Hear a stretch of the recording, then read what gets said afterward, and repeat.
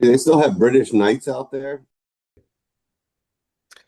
Hey everyone, welcome to episode 15 of Goats and Cookies. This episode is titled One Bad Month. I'm your favorite Kevin, and the other hosts here are Jesse and Lou.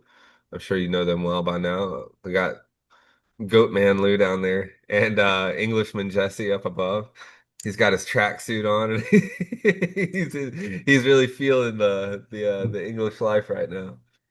But today for today's episode, it's called One Bad Month, and it's about how everyone is about one bad month away from total disaster in the United States. You know, a lot of people exaggerate it and they'll say, one bad decision or one bad missed paycheck, but it comes down to just a bad month on average.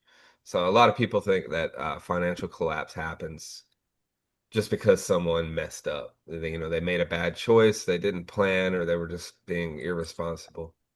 But for a lot of people, that's not how it works at all. You can be doing everything right and still be one bad month away from everything falling apart, whether it's like a medical bill, loss of a job, your rent goes up, your car breaks down. It's all it takes. Today, we're going to talk about how fragile stability really is, why so many people feel like they're barely holding it together, and whether it's just bad luck or something that's built into the system we all live and work within.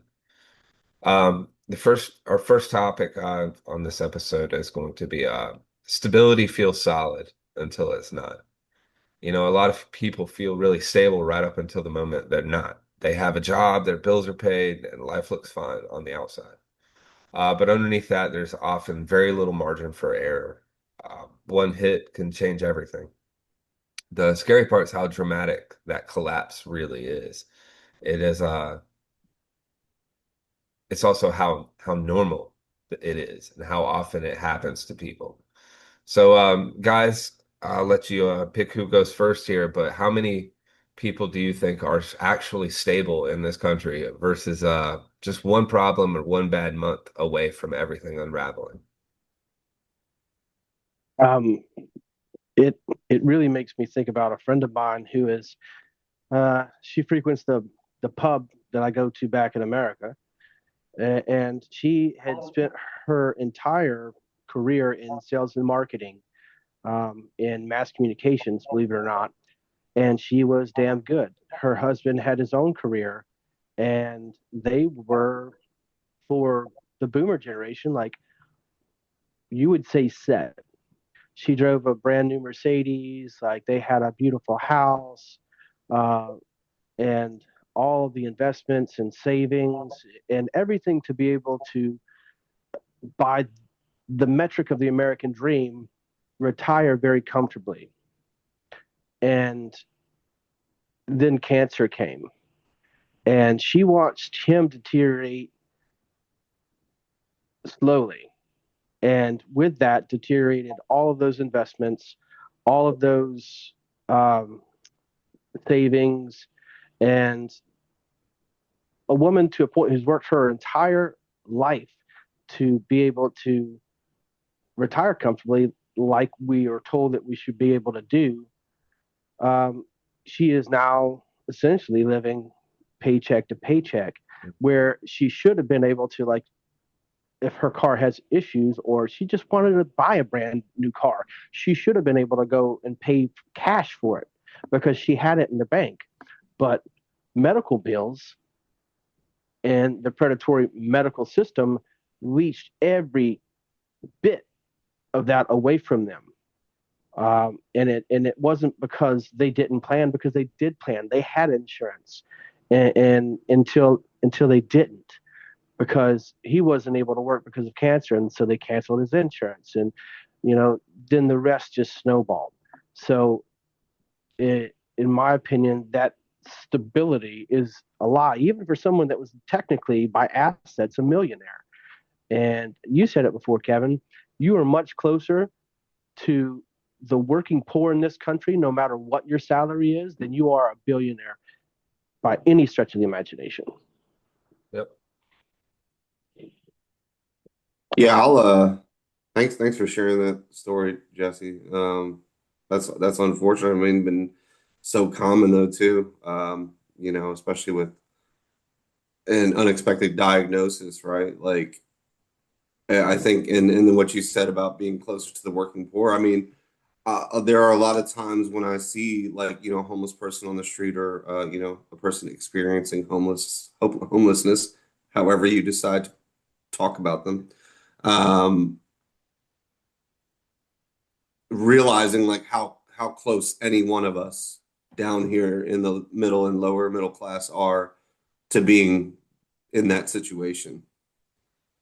Like only like you said, only a month away probably, for most people who are living paycheck to paycheck.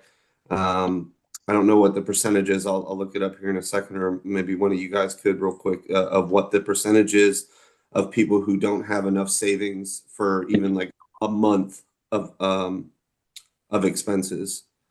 You know, I personally have been fortunate enough that I've been able to play the real estate market, and even despite a divorce, um, ending up with a good amount of money in savings. Um, but even that, I think, to be honest with y'all, I think it might get me through maybe 6 months.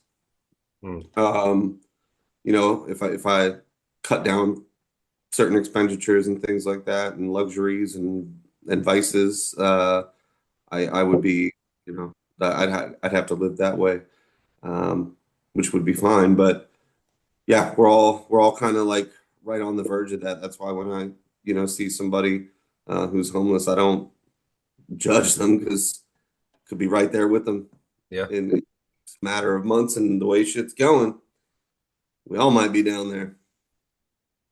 The percentage is, it says 40 to 43% of Americans can't cover a $1,000 emergency expense. And there it is. That's not even saying a That's month's expenses. That's one One car breakdown. That's one, whatever it might be. med emergency room trip yeah, is, yeah.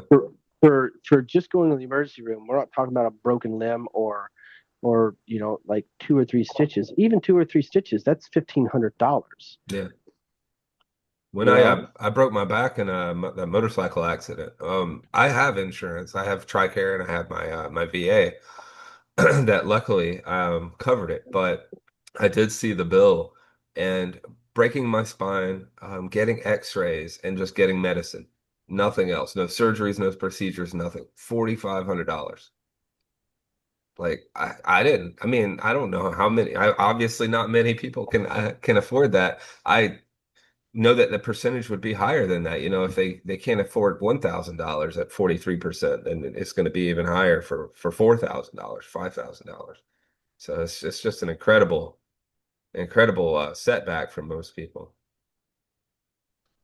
which kind of leads us into how there's no margin of error or margin for error for anyone anymore. It's the majority of people. We can't mess up. We can't have those emergencies. I know a lot of people who have injuries, serious injuries. A friend of mine at work has a busted shoulder and refuses to go to the doctor because they need to pay rent, you know? Um, we have a strike going on with my union right now, and I know a lot of people really want to go strike. They're fed up. They believe in the strike. They believe in what they're fighting for, but they can't afford to. And since that margin for error, for a lot of people, those numbers, they barely work, between rent, food, gas, insurance, everything, it just keeps going up. And the wages do not keep up. I think minimum wage hasn't risen in 20 something years federal, and we're still down at like $7 or something like that. It's a ridiculous number. People are not necessarily making bad choices. They're just operating with zero room for anything to go wrong.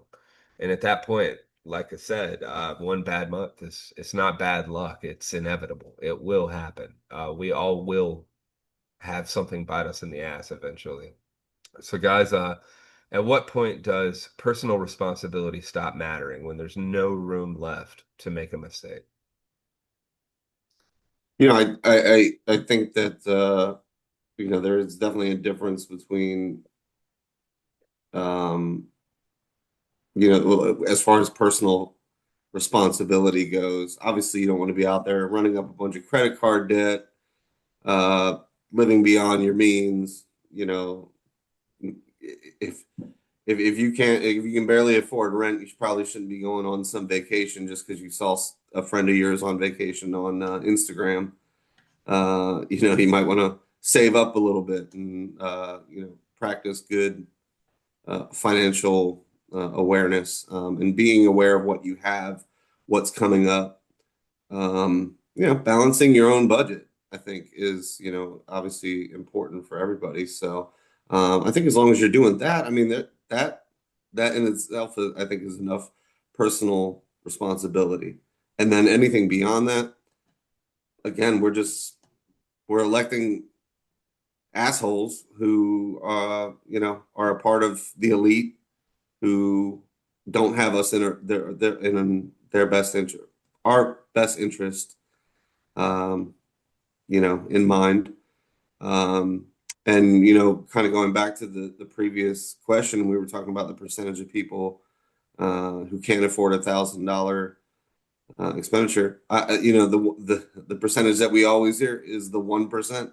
Those are the people in this country that can afford to have any type of diagnosis or anything happen for them, and they'll be all right. And that's by design. Yep. I believe with the personal responsibility point, everyone is personally responsible for what's within their control. Um, I don't agree with everything he says, but Dave Ramsey does have a point, especially when it comes to emergency funds, and having a fully funded emergency fund. A lot less shit seems to go wrong whenever you do have money in the bank and you work those extra hours or 2 jobs or 3 jobs for as long as you need to have whatever 6 months to a year of expenses in savings that is liquid asset that can be used in case of an emergency. On the other hand, I think the personal responsibility of the individual stops where our politicians let it stop for corporations. I look at the housing bailout, the auto industry bailout, the banking bailouts. Where's the personal responsibility of the CEOs and the elites at that point? Because they were given blank checks essentially for fucking horrible decisions that they made, and they didn't have to take responsibility for any of that. They were gambling with our money, which in turn made life harder for Americans to be able to stand up and to cover those emergencies and the normal life circumstances that come up. And the disparity in the last 20 years, particularly because there has been no raise in the federal minimum wage, and the gap of the top 1% and their CEOs and the working class has continued to grow and grow and grow and grow as far as wage disparity goes. So that's something, back to my previous point, that is out of the personal, everyday Americans' control. So from your day to day, your savings, don't take the vacation, like Lou was saying, unless you absolutely have the means to do so. Not just because, I see my friend on Instagram and I feel bad. I want to go on a vacation. We all want to go on a vacation. But at the same time, if you can't afford the next medical emergency, then you can't afford to go on that vacation.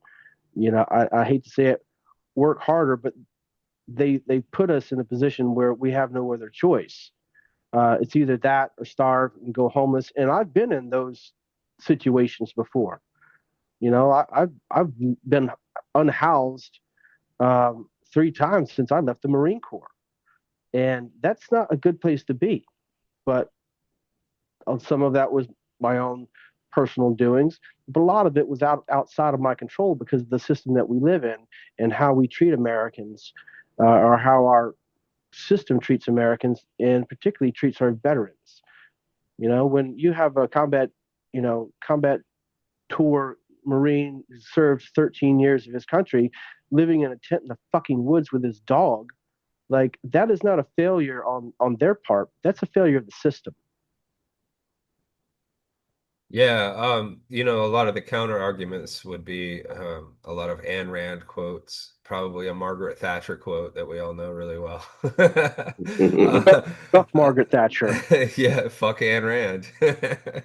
Um, going back to the story you told at the beginning of the episode, this really hits home with this next topic. But success stories don't always tell the whole truth. People absolutely love stories about someone who worked hard and they made it. The stories are real, they're out there, but they're not the full picture. They leave out timing, luck, support, opportunity. And they also make it seem like if you didn't make it, you must have done something wrong. And eh, yeah, timing, luck, support, and opportunity are really important for everyone. It's preparation as well. But you can be a success story and still recognize that the system isn't built for everyone to succeed in the same way. So, you guys do success stories inspire people, or do you think that they sometimes hide how difficult it actually is for most people to get ahead? Right. Depending on the success story, right? Like, so I think there's a lot of the rich elite class right now love to bring up like Zuckerberg, right? Saying that he was rags to riches. I'm sorry, wasn't he going to fucking Harvard? Yeah. Weren't his and then fucking off there too? Like Yeah. just Same with our vice because vice president going to Yale. Yeah. yeah, right. Because he had something he had something to fall back on, obviously. If you're he wasn't some charity case that was up there doing that. Not to mention he fucked over the people that some of the people that he worked with who had the ideas.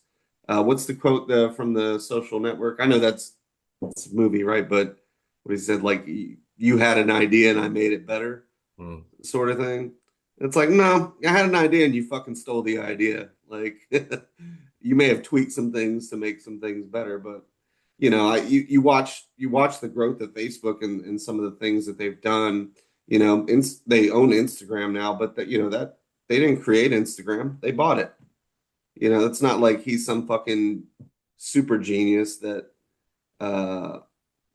created that idea and that all the coding that goes behind it. He bought it, right? You see like the evolution of stories on Facebook. He stole that from what TikTok and um, or at least the idea of it. So again, like just using him and not maybe shitting too hard on I'm sure the work that he had to put in for some of the things that he had, but he had a head start from the beginning anyways, and a lot would say the same about our current president. They love the rags to riches story for him too. He only just had 250 million dollars to start with, and a shit ton of assets from daddy. So, um, there's.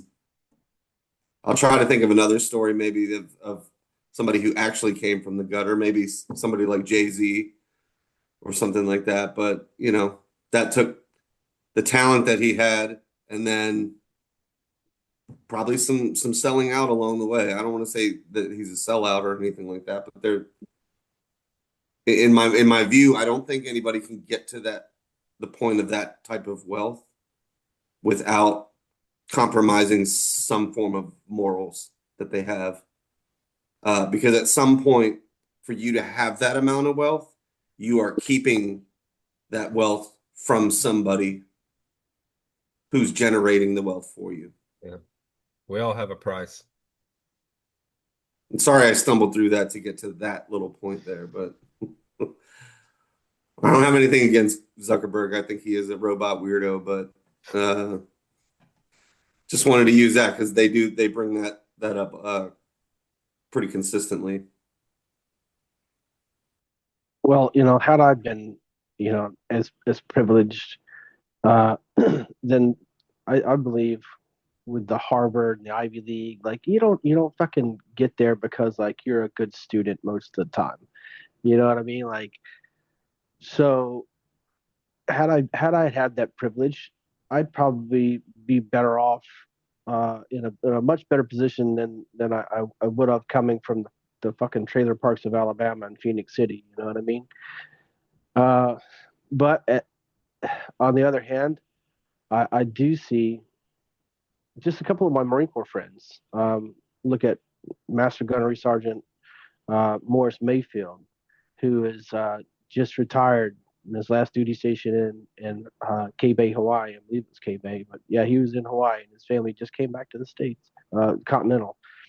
Um, he is a two-time published author and has this, I guess, he's a motivational speaker. But that success coming from the streets of New Orleans, that was forged by his own hands. That was not privilege. There was no one. There was no one there paying for his college tuition outside of his service to the U.S. Um, the U.S. military, the U.S. People.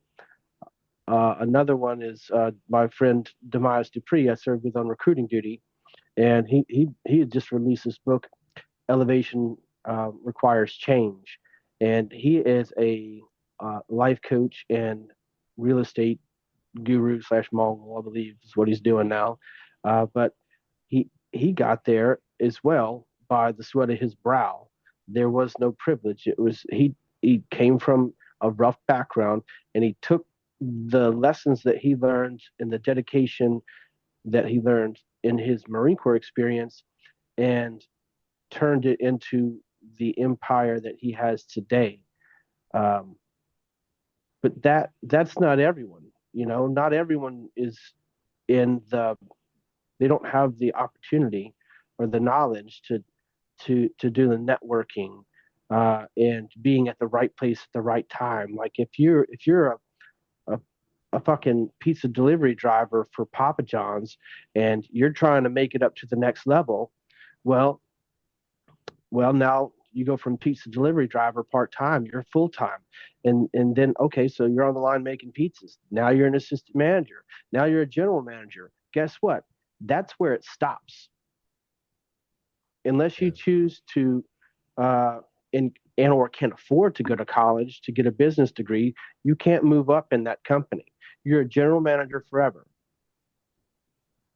So that doesn't paint the picture of success that of these guys that we're talking about because some started here, but the others they were already here when they started. You know what I mean? It's because of other people's financial contributions and connections and so on and so forth. They didn't have to do the work. So that's the disparity in which I'm looking at. And the success stories of those who start down here, like I'm so proud of my friends, and like I commend every inch of effort that they put in to get to where they're at. But back to our first question, they're still far closer to where we're at as lower lower class, middle class Americans than they ever will be to a billionaire because of that privilege.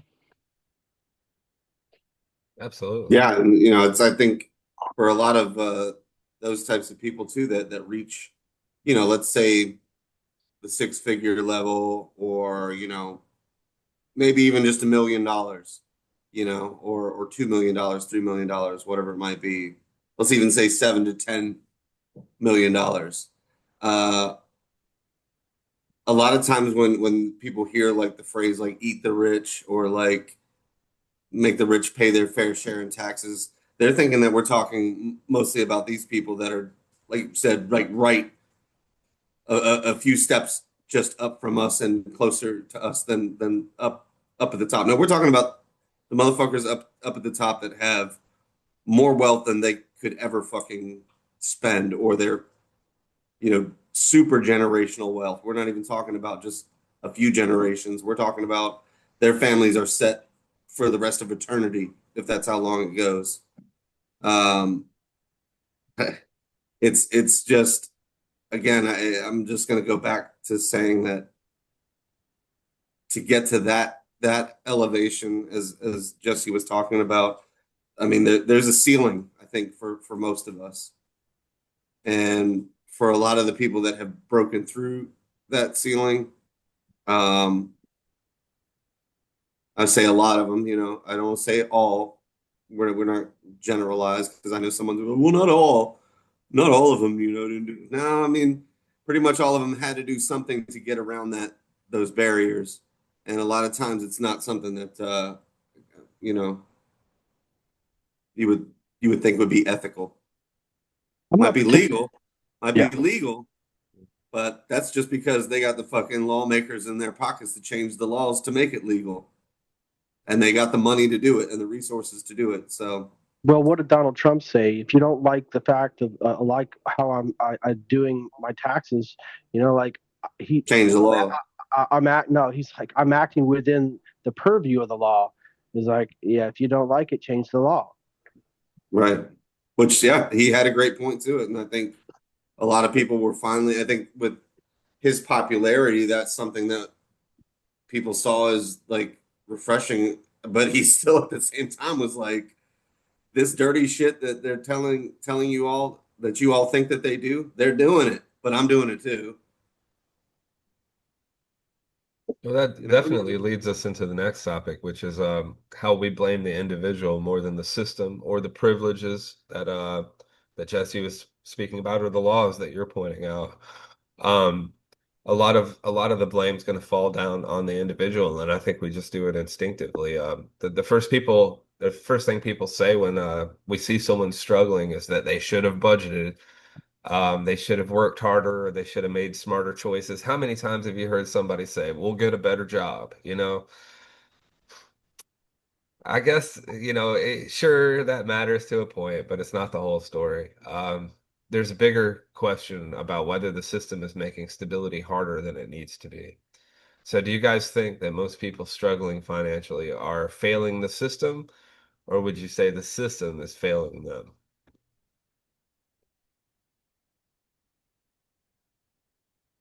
Uh, I'll start us off and say, yeah, obviously the system is failing them, but the system is doing what it was designed to do, doing what the architects made sure, to formulate it and get it just right so that only they benefit, right? Because, if I create the barriers to entry for my market, then I've got a stranglehold on the market, and there's no limit to the wealth that I'll create for myself and for my shareholders, and by shareholders I don't mean little mom and pop that got little, you know, two or three dozen shares for Walmart.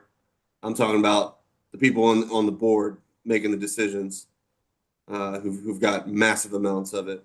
And the funny thing of it is they play the system on, like, they don't tax it because it's unrealized wealth, right? The money doesn't exist. Like, it's not actual, like, money in front of them, but yet they can use that as assets to buy other things. So it is real. I think Trevor Noah had like covered this on the Daily Show at one point. Um, and it's just fucked up. I mean, I think he used the Elon thing where he Yes, he he did. doesn't get taxed on his Tesla shares, because no, that's not realized wealth, or realize that's money that he doesn't have like in his bank or anything. It's just wealth that he owns.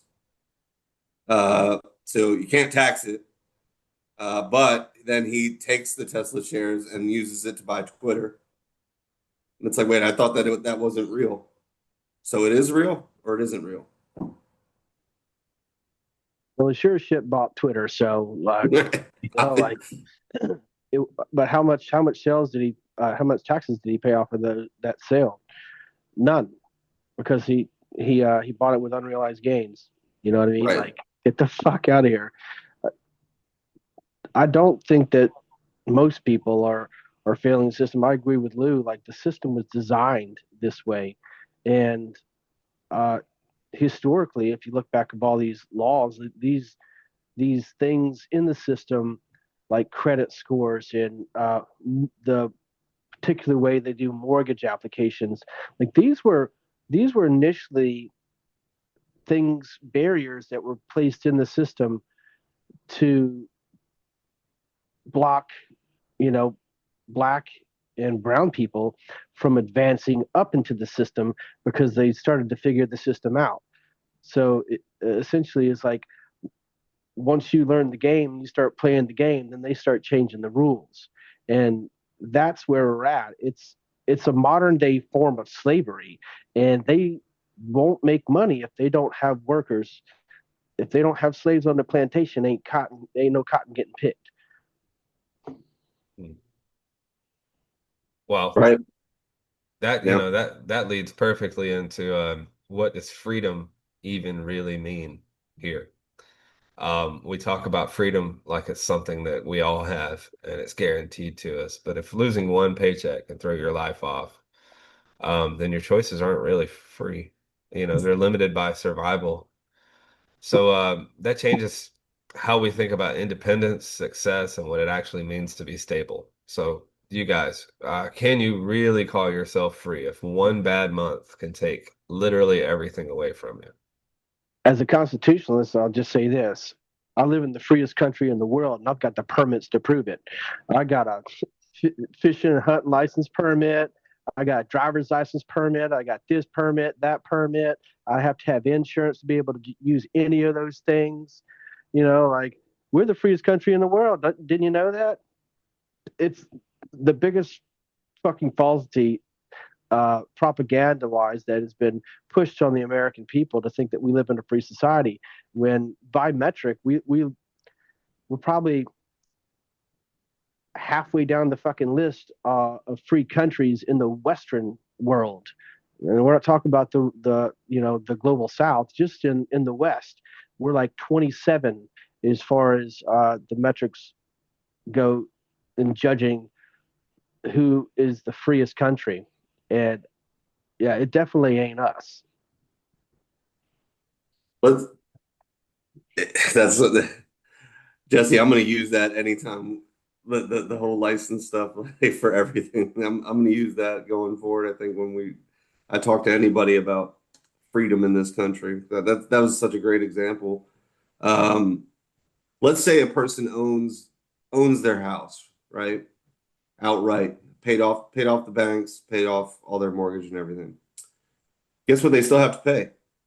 Property Taxes. They taxes. still have to pay the property tax. They still have to pay the government to keep owning that land. Because guess what? You stop paying your taxes, government come snatch that shit up.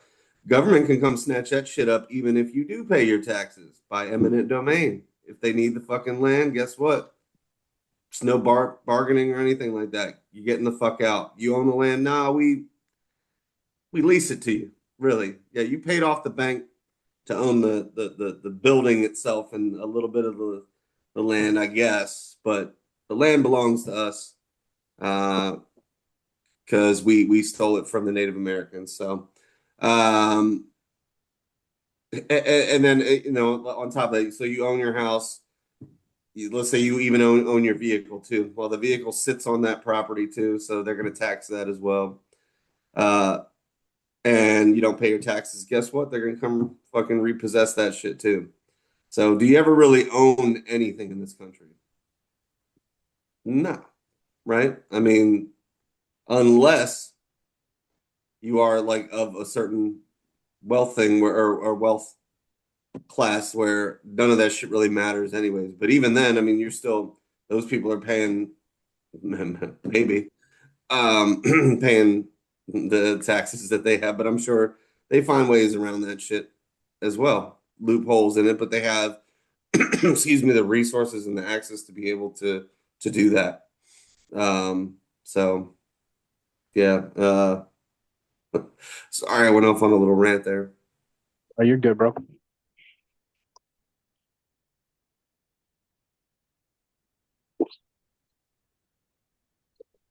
Jesse, you have anything to add?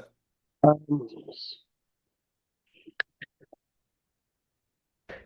well, I mean, just to I guess back to the point is, you're one bad month away. Like, so no, you're not free. You're trapped in this system to where you can't exercise your constitutional rights, um, to strike, even like you were saying, because you're you're obligated by the government and in their favor to corporate America to be able to have to work to be able to provide money in form of taxes for all of these things. Otherwise, they take it away from you, and you end up on the streets and destitute, which they are making legal.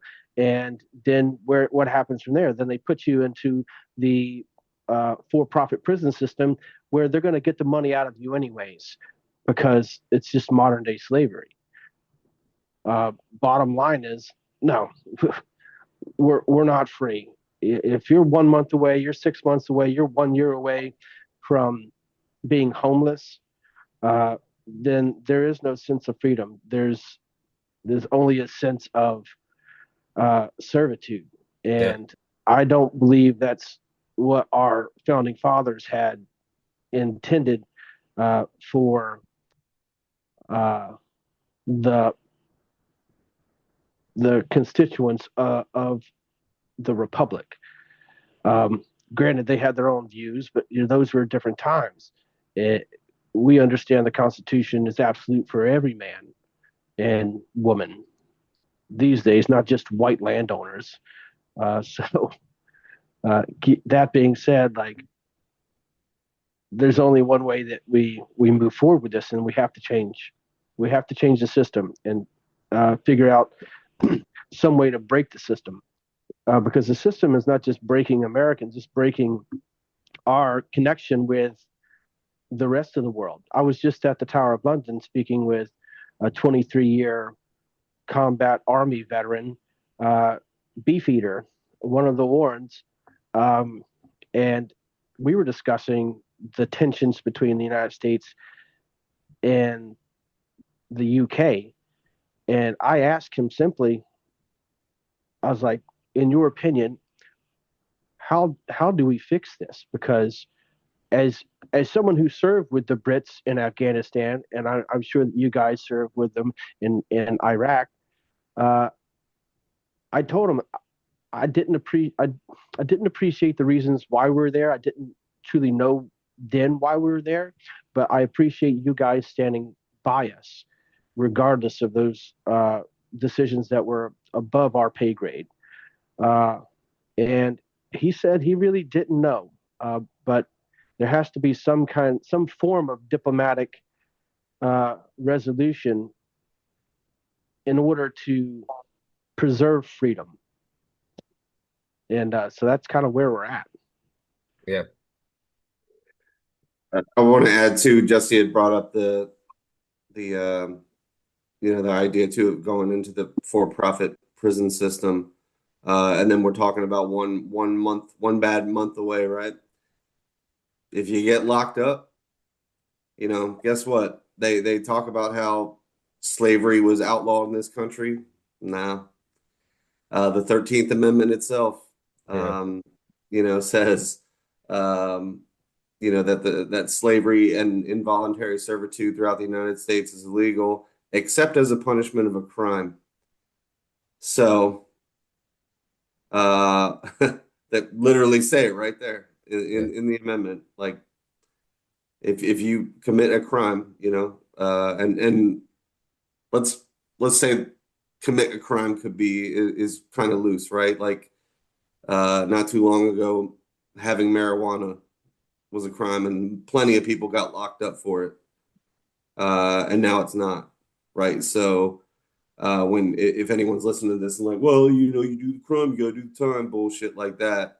Uh, at what point is it morally right for us to say, okay, you commit the crime, so now you're going to be a slave to the government, uh, pretty much for the rest of your life, or until they set whatever time limit on you? Because for most people, even after your conviction, you know, you're on some form of probation afterwards that extends. So if you jaywalk, if you have any run-in with the law at all and you violate, they'll put you right back in that same system, extend the probation period for even longer, and you're stuck in that revolving door of the prison system. Um, and yeah, so much for freedom at that point, right? I Yeah. mean, it's a beautiful point to this song by Yasin Bey, eight Yasin Bey. Oh, his former name, rapper name, is Most Def, and the song is called Mathematics. And the one line of the song goes, "Even if you get out of prison, join the other 5 million under state supervision. This is business." Yeah, for-profit prisons, they're either gonna lock you in for life or I mean, they all promote recidivism for their own selfish reasons. So But it's Right. still it's back. a It's still back to privilege because you yeah, look at it, look like this. There's a man who was a uh, huge Trump supporter and confidant and advisor who was convicted of child sex crimes in Texas. He served 6 months, and now he is walking a free man. While there's a gentleman in Louisiana who is caught with a nominal amount of like marijuana, and he's been in prison for 23 years. So tell me how like this, balances out. Like how is one greater than the other? Is it because of the evangelical pastor's vast amounts of money and privilege that allows him to harm children and get off with a 6 month prison sentence? But one man, is just obviously illegal marijuana trade, but marijuana has never killed anyone. Maybe some people's decisions have killed themselves, like on it because they weren't in the right state of mind. Uh, there's a lot of factors that can go into that, but you know, the scales of justice don't seem to be balanced when it comes to that aforementioned privilege. it sounds like a whole other episode we got, guys. Yeah, I just I wrote think it down. Yeah, I just wrote it down. So I'm gonna because start working on that too. I think here's probably the theme that I think that we're kind of getting to here is that depending on how much money you have is how much freedom you experience in this Yeah, country. You know, Yep. like absolutely. Jesse's talking about that guy, that fucking pedo or sex offender getting his fucking 6 months and then he's free. He bought that. He bought his time. You know, he bought his freedom. He was able to do that because of the vast amounts of wealth that they stole from people, basically. And you know, there are a lot of people in the country that can't afford that. And I do want to like go back to the 13th Amendment thing and realize and talk to all my uh, opponents of critical race theory. That amendment was 100% written for Black people, for freed slaves, to make sure that we could put them back into slavery at any time that we wanted to. And they were getting locked up for bullshit little crimes like jaywalking or whatever the fuck. Something, you know, I'm sure there's plenty of uh, other little crimes and stuff that I'm not thinking about right now that they were bullshit crimes that they were convicting them of. And it's all same shit that white people do, by the way. Like we talk about when weed was illegal and Black people getting locked up for weed. White people use weed the same at the same rate and the same illegal rate that Black people do. Yet Black people are locked up 2 X times amount. Yeah. X amount of times more than No, more. yeah, it's at least double the amount of sentencing that the average white offender receives from the same judge. Yeah. The same judge. There's a book that really goes into all of this, and this is probably going to be part of that upcoming episode we're talking about, the new Jim Crow, which is the extension of what you're saying, that 13th Amendment and building into the for-profit prison system. But back to the previous point, the system hasn't, the people haven't failed the system. The system is working exactly how it was designed. Yeah, and I think one of the things that I think the upper class or people who want things to stay the way they are, poor white people who also get locked up are the golden children of saying that racism doesn't exist in this country. Because they can say, well, no, look, these white people are getting locked up too. Yeah, but not at the same rates, and they're not being policed at the same rates that black and brown communities are.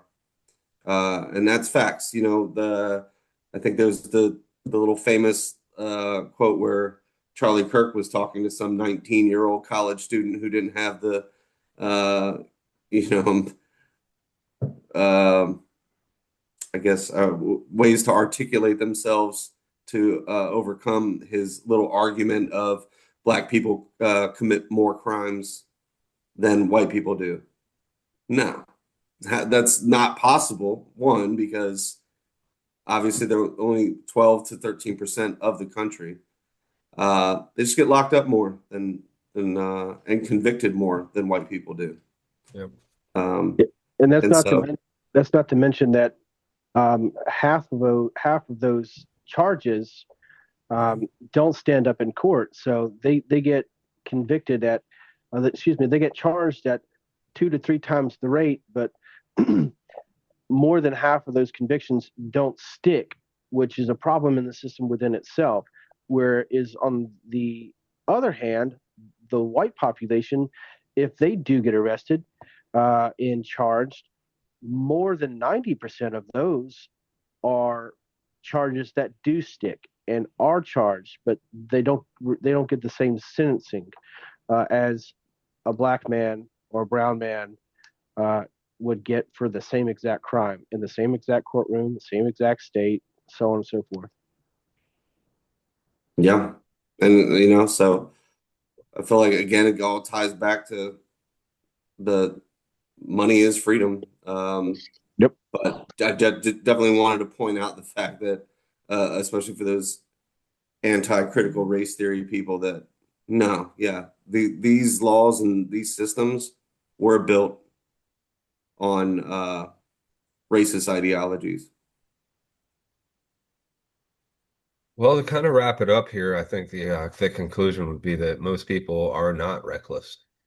Most people are not lazy, and most people are doing exactly what they were told to do.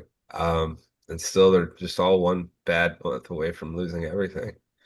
It's not just a personal problem, like we all try to write it off as, or a lot of people try to write it off as.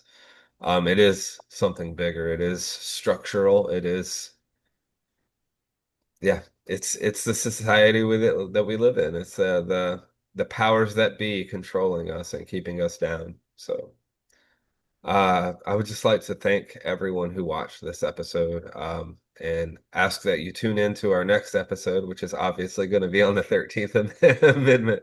I think we're already there in our minds. I've been scribbling stuff down this whole time, so I'm ready to go.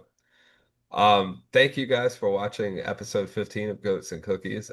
Stay tuned for more shorts from us. Stay tuned for more episodes from us, and like, subscribe, turn on notifications, send us emails, send us comments, comment on Tanky, that guy who gave us our first hate comment for whatever reason. He hasn't replied to me. I really want to debate the guy. I don't think he's brave enough though. But anyway, thank you all. I really appreciate it. And thank you, Jesse, and thank you, Lou, for your input today, your invaluable input and your opinions on why Ayn Rand was wrong about everything. Thank you very Live much. live from England for our first international episode. Thanks for tuning in to Dips and Shits.